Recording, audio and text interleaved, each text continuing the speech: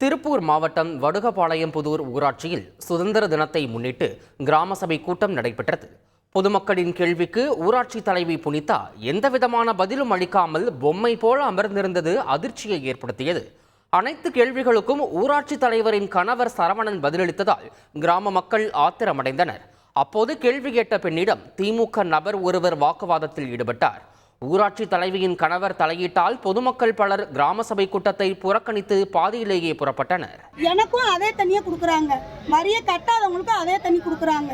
அப்ப இப்ப நாங்க கேட்டா வரி ரசீதை கட் பண்ணுங்க, பைப்பை கட் பண்ணிக்கிறோம்னு சொல்றாங்க. இது என்ன கான்செப்ட்?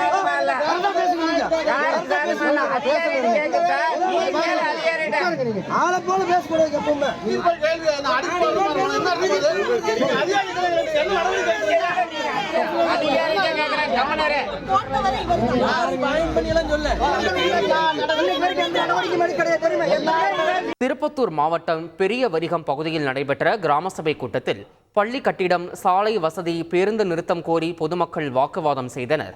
இதற்கு பதிலளித்த ஊராட்சி மன்ற தலைவர் கண்ணன், பணிகள் நடைபெற துணைத் தலைவர், ஒன்றிய குழு உறுப்பினர் ஆகியோர் தடையாக இருப்பதாக தெரிவித்தார்.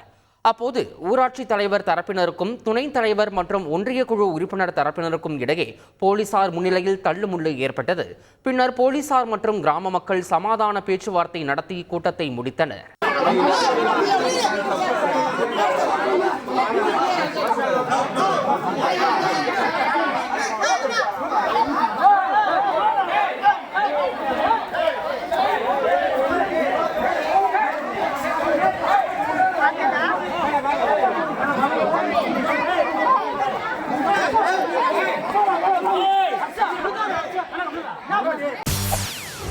செய்திகளை உடனுக்குடன் தெரிந்து கொள்ள உடனே சப்ஸ்கிரைப் பண்ணுங்க.